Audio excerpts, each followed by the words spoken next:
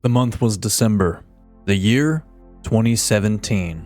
At the time, I was only 16 and a half, and I found myself playing lots of Call of Duty, Halo, Destiny, and a MOBA called Paragon. In all of those games, I made some pretty good friends, even some I'm still friends with to this day. Some of those friends from Paragon were the type that when the next big game came out, they were all gonna get it, jump on, and absolutely fry lobbies, or objectives and bosses, whatever the goal was. I got word from them that a new game called Monster Hunter World was coming out in a little less than a month. I went to go check it out on the PlayStation Store and saw that it was $60. And I thought, oh, I don't even know what this franchise is, or even if I'm gonna enjoy the first 30 minutes of gameplay. After some convincing from those friends, I said, fine, and got it. I was still somewhat new to character creators, as most games I had played by this point either didn't have one, or it was very limited. After creating my character and Palico, I was instantly thrown into a beautifully crafted cinematic that let me know what we were after. The tone was set, the journey had begun. I remember in the early stages of my Monster Hunter World experience, I found it fun, but thought it had a slow start. Massive confusing maps, and way too much information to try and retain. Remember, I was 16 and a half. I was but a wee lad. Now, I ended up getting the hang of the first few monster hunts, but that is when I met my first true challenge, Anjanath. I tried to run the quest over and over again, and yet I still couldn't beat it. I even tried with friends, but just couldn't seem to finish the fight without getting all 3 carts. The massive fire breath blast that Angie does was the move that took me out the most. One day I had said, nah, I'm taking this thing down. So I locked in, focused on dodging, guarded with my greatsword when I could, and after a long hunt, sitting on the edge of my seat, I did it. I watched as that pink T-Rex fell, and I screamed with happiness. It felt like a mountain had just been moved. Yet, this was only the beginning. I had no idea what was in store for me as the hours of playing clicked by. As I continued to play, I gained more confidence in my ability to wield a greatsword. But one night, as I was staying over at my aunt's house, I had my PS4 hooked up to her main living room TV,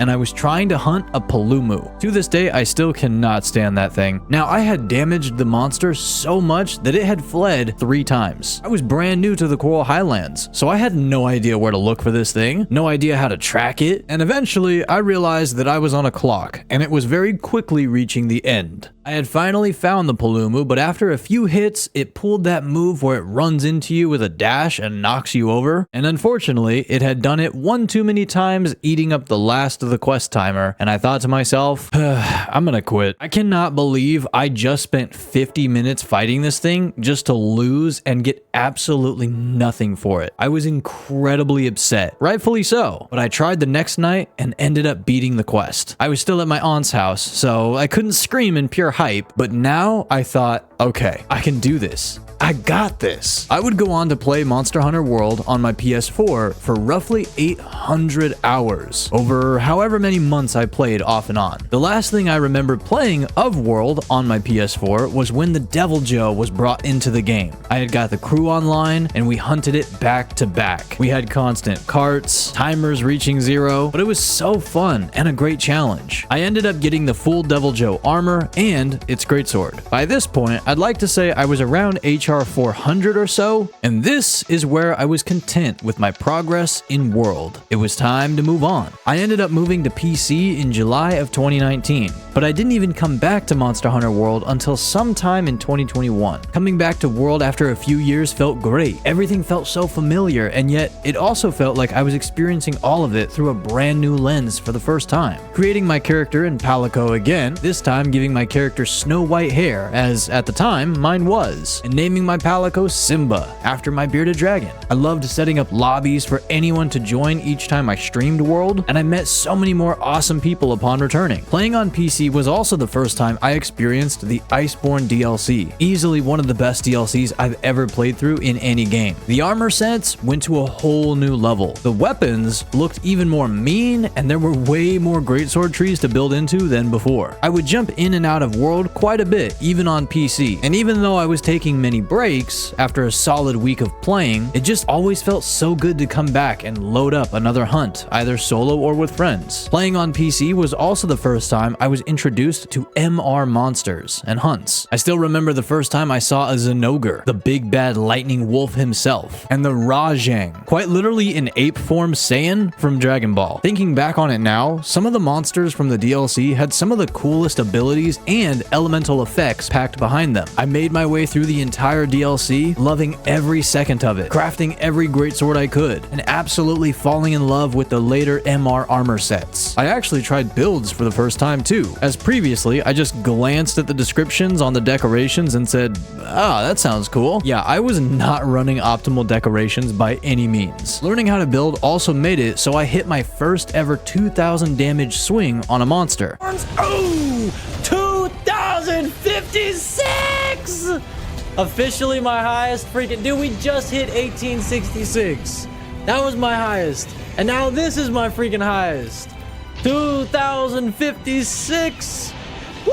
Upon seeing the credits of the DLC roll, I thought, wow, this was incredible. And even then, there was so much more to accomplish. That's the thing I've always loved about World. There was always something new to see, to gather, to fight, to experience. It's genuinely one of the greatest games I've ever played. Now, from left and right pickup and plays to reshelving the game over these many years, I've put just over 460 hours into it on Steam alone, rounding out my total playtime between PC and PS4 to just under 1,300 hours. Now, I'm not a super mega gamer that grinds a game to the bone and ends up having 5,000 hours played on one platform on one account over 1 to 2 years. I honestly just enjoy variety gaming so much. But even if it takes me 7 years, if I've put over 1,000 hours into said game, I really enjoy it. And actually, in this last year alone, I've played Monster Hunter World at more of a consistent rate than ever. The reason being was because I started a stream series called Monster Hunter Mondays. We would play Monster Hunter World every single Monday with open lobbies for anyone to join. And we've had an absolute blast doing this now for,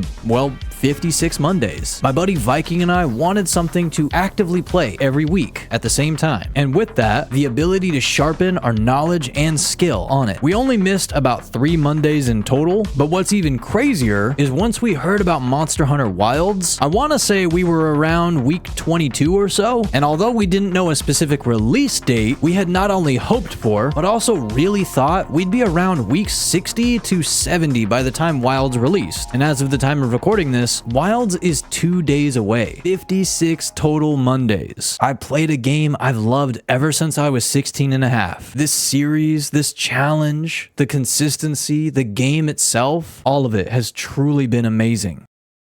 I say all of this to say Monster Hunter World is incredible, and I'd even go on to say it's an entire experience. This game is rooted in my teen years and early 20s. It's such an important title to me. But with all that, I'm moving on.